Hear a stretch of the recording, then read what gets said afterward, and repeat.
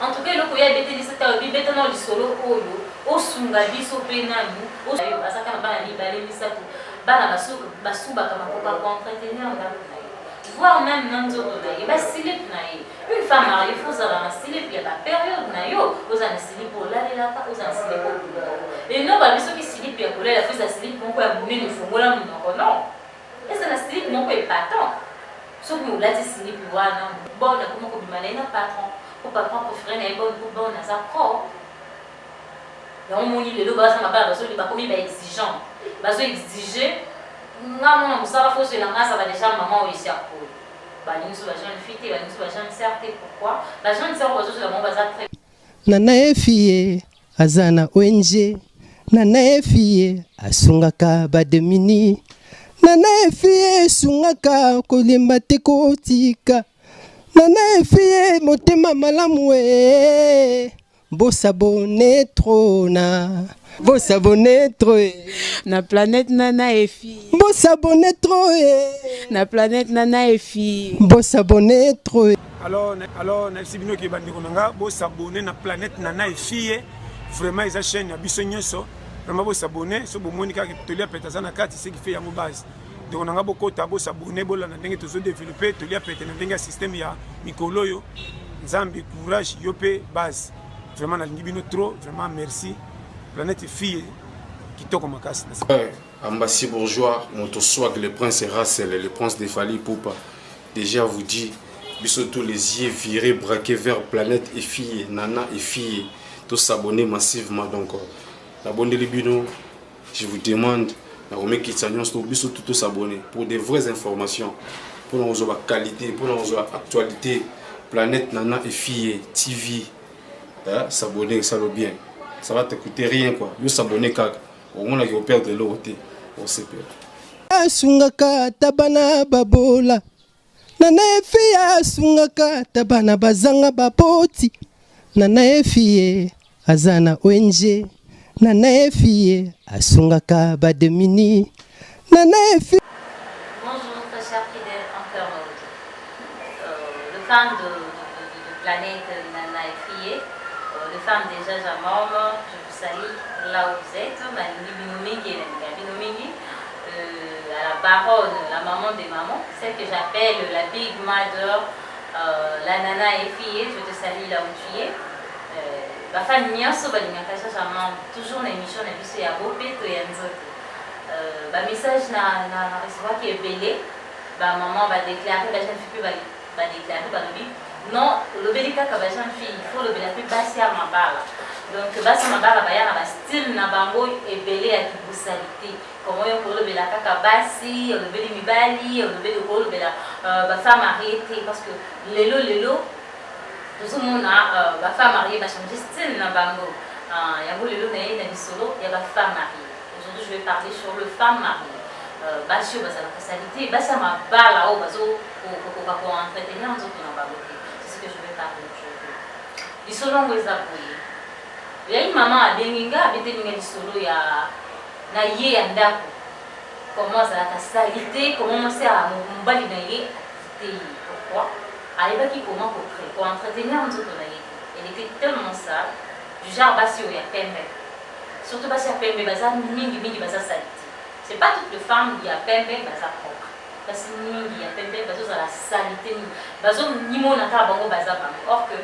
ce que sont entretenir un tout bien te kopé ça solo et surtout na biso bato baza biso muto za pembe nzoto pesa ka solo ceux qui entretenir un bien basi ya mabala ba changer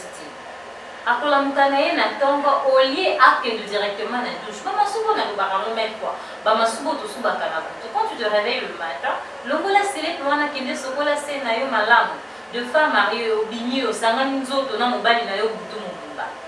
tongo vandi na mai ya mobali na nzoto na yo olie okende kosokola owelo okende kosokola olamuki na tango sans pourtant au servir même mobali na yo mobali akei musala na nzala bali akei yo tikali olie obongisa nzoto na yo obongisa ndako obandi koke ofanda na ba porte ya ba locataire ya ba voisin on peut vendre beti masolo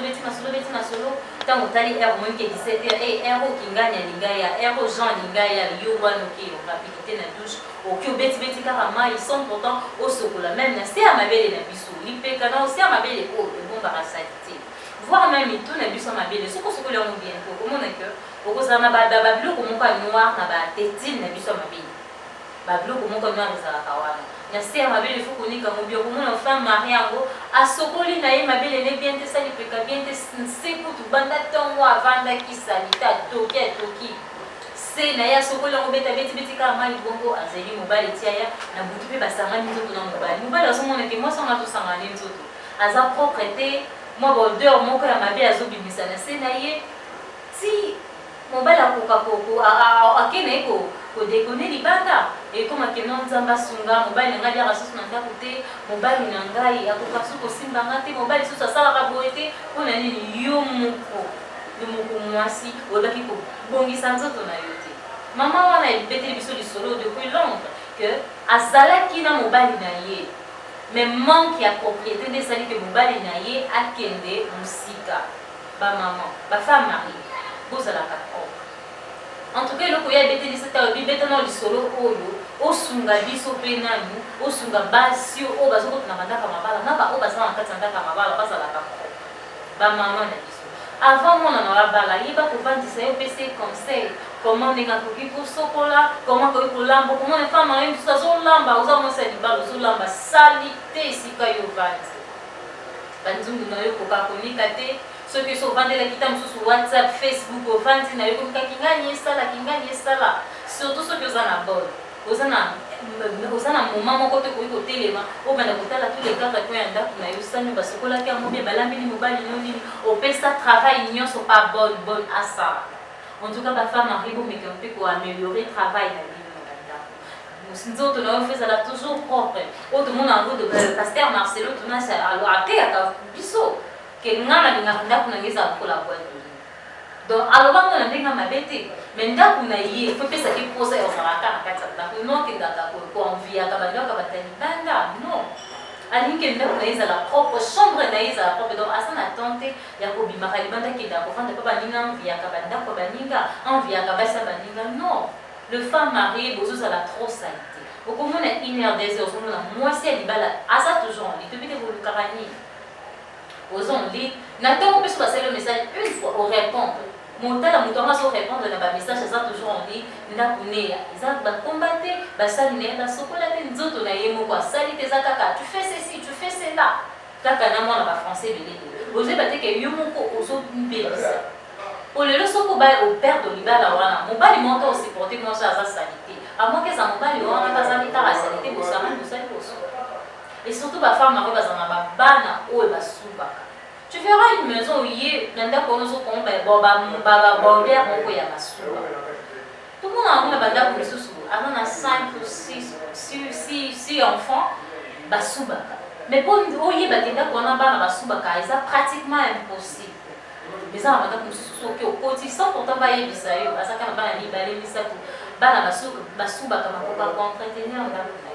voir même nzoto na ye ba silip na ye une femme mariée faut ça dans la silip il y a la période na yo aux an silip pour la pas aux an silip et non ba biso ki silip ya kolela faut ça silip moko ya munene fongola munoko non et ça la silip moko épatant sauf que la silip wana ba na silip string no wana ba temo ya bien silip no ya obimela faut ça la bien silip non même il y a ba période ya tout à l'heure mona singa muto mona kento maman wana za donc yo moko soko kwa entretenir nzoto na parce que éducation ni yo ko pesa papa formation ni yo ko former bana na yo bana na basi bana na libali comment ba ko la propre yo moko soko za sa ozo mona moi c'est ça comme imai c'est quoi ba ba comment ko se donner trop na ba parfum na tiens na parfum na tiens na soko la na wash non la wash c'est bien on ne refuse pas mais vagin na ba wa mettre et bon en plus ça na solo na ngomo ce qui va bien, moi c'est ça un peu na solo na mo solo ya mabete solo ya bien même mobile ya ko douter si solo c'est tant mobile azo ako quand même pour lécher c'est que vous êtes trop sale azo ko trop zay vous lumba mo solo moko vous en ba période na yo sur la ka une fois ulunguli bon génie qui na ulingi ningo ni boke ke boka na kati ya ba soit na c'est à limite vous c'est dit comme billet dans pour ça la période Non, moi c'est ça. Moi c'est libala faut la propre. So bino basa mabala bozo za sanité. Bon conseil ni bo pesa biso o non to balite to zo linga to kota mabala mabala. Basa mabala faut la propre. Donc non ya pena ndako na koti na chambre na luli. Donc on la chambre na yo, les autres la kisa ndenge yo mokoza. Donc déjà yo mozo mona no sa sanité, c'est que na chambre ne za la ngeli. Basa nga mbala no se ko koka ko la monter. C'est que basi lipa mbala no koka ko chango santé. Ba maman basa mabala boza la toujours propre. So boza salité bana na bino mwana ngo babo boko étiquer mamoni. Formation ni bobe sa bana na bino basi bana na bino mibala. Basi mabala bo changer boza la propre. Na génération ya biso tozomona ngo mukie basi ya mabala baza mukie baza propre. Awa mukadele to masokoli na itafandi na yoso la kaka tu soit ezaki na rendez-vous moko bo. Ye wana na liboso ya miroir make-up ye wana tia bimiaki ya sokoka na semba mba mfeka nikisika mo parfum bele a bimiaki na buto ya bikake na oya na mwana obima na mbai na ngai to non non oya pe na buto ko sokoli même pas ele mbala moko yo wana na tra olali tango zolala na tra je bate que faut d'été na yo pakola make-up yo pakola pendant la journée et ko taché pe na badra pembe bosanga pe no mbai no butu ba mai na bino etikali voir na badra o pesa bonne aso ba mama o pesa voir même ba slip na yo ozo pesa bonne aso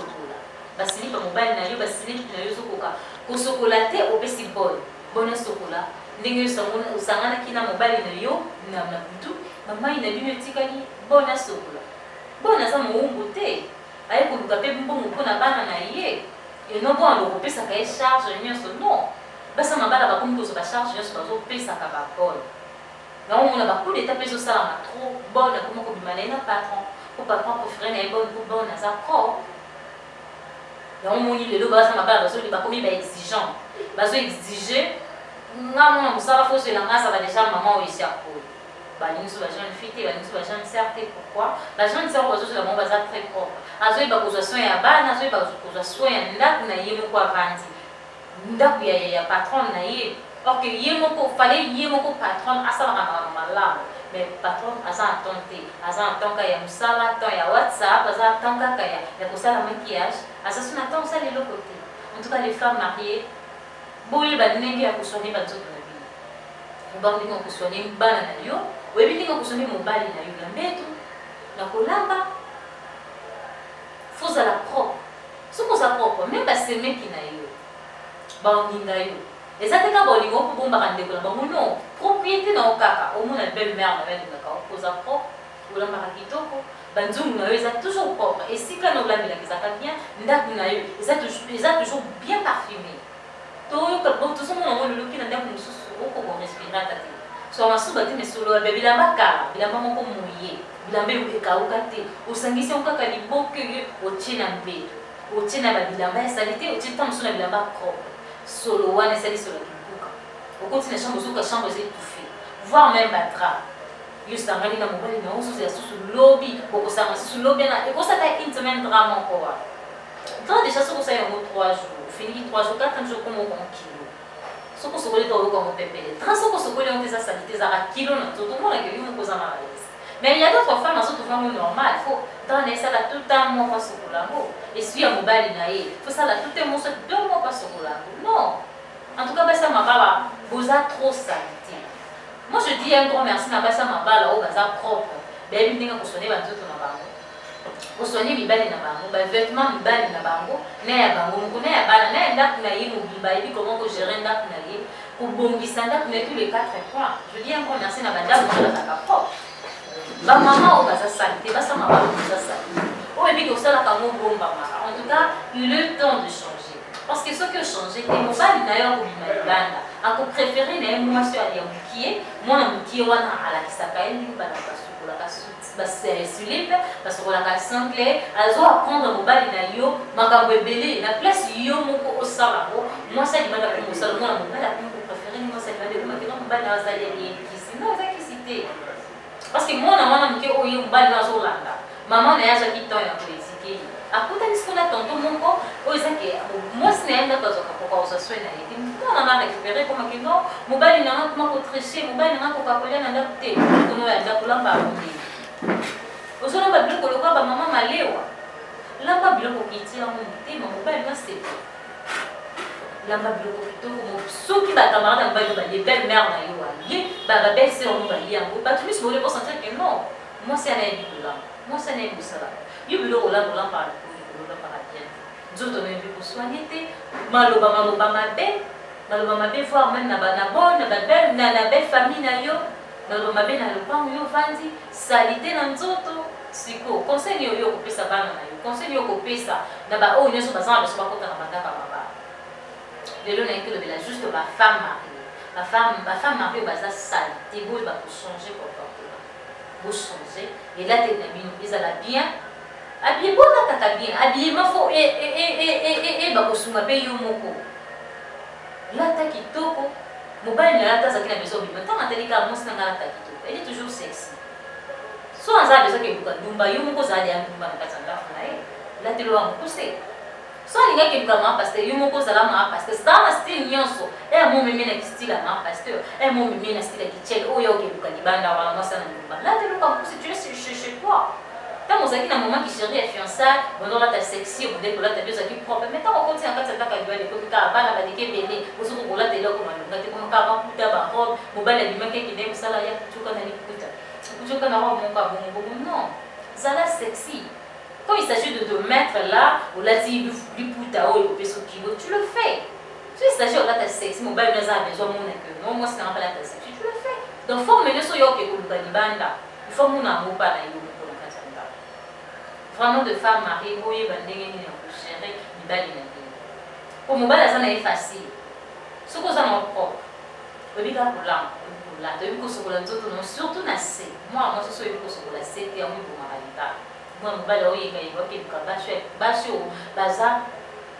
Bazar propre et banda. Au moins, moi, si nous sommes banda, il y a un kitoko, ou voilà qui nous a été kitoko, tu invites le nid à la main. On va aller dans la C. Quoi, ça a été quoi entretenir un mot. Azanti, non, tu as parfait, Azanti, non, c'est pas un bateau, au monde des camarades, non. Juste que quand mayo ya sur la case, on va tant pour sur la vagin, de sous la cahier. Mobali na yo alanda ye. En tout cas ma femme mariée vous à la propre. Na obeta c'était mikolo ezali ka ba propriété pour salité comme ko réunir ba femme mariée na ba jeune fille. En tout cas vous à la propre. Na ba yo nyoso ko continue na bataka mabala. Vous à la déjà propre. Boye ba ndenge nini ya ko se gérer. Boye ba ndenge ni ya ko entretenir nzoto na yo. En tout cas un grand merci na ba yo nyoso ba landa kinga ba fan nyonso ya jaja mama. Mon numéro ça va toujours afficher voilà. Vous en avez besoin, il y a aide, besoin, il y a si je me les autres vous avez besoin de partager mon numéro Isawana. Mon numéro Isawana, besoin de vos encouragements, des conseils, de remarques. Faites-le, mon numéro est là dispo. En tout cas, il y a une début qui va faire une sur la planète Nana Fini. Je dis un grand merci à la régie, un grand merci à la Big Girl Maman, la Nana Fille, un grand merci à Kevin Dibanzila, le jeune boss, autrement appelé Dibac Pro. Donc je l'aime beaucoup mon frère. Un grand merci à toi Papa G. Maya Nigel Macha. Autrement dit, je reste malonde. Na Suède, précisément la ville à Göteborg. Un grand merci à ma grande sœur chérie, la grande sœur toujours propre. Et puis quoi entretenir nous autres d'aller. Wali Walelo. Et la grande dame, na Outa depuis les États-Unis. Un grand merci à toi, Nicole Vuezo, na Durban, à l'Afrique du Sud. Un grand merci à toutes mes fans. Un grand merci à Bayo, nous sommes à propre. Nous sommes propre. En tout cas, vous continuez toujours pour ça la propre. Un grand merci à toutes mes fans. Un grand merci à toutes mes amies de l'IFASIC, de l'IPEN, de l'IEC. Je vous aime beaucoup. Vous continuez toujours pour s'abonner. Continuez de s'abonner, pour s'abonner, pour s'abonner. Je vous aime vraiment beaucoup. Continuez toujours vos encouragements, votre remarque, ma conseil Nabino, ça va encore me révolter. En tout cas, je vous aime beaucoup. On se retrouve à la prochaine numéro. Bye. Nana efie motema malamu bosabone trop bosabone trop na planète Nana Effiye bosabone trop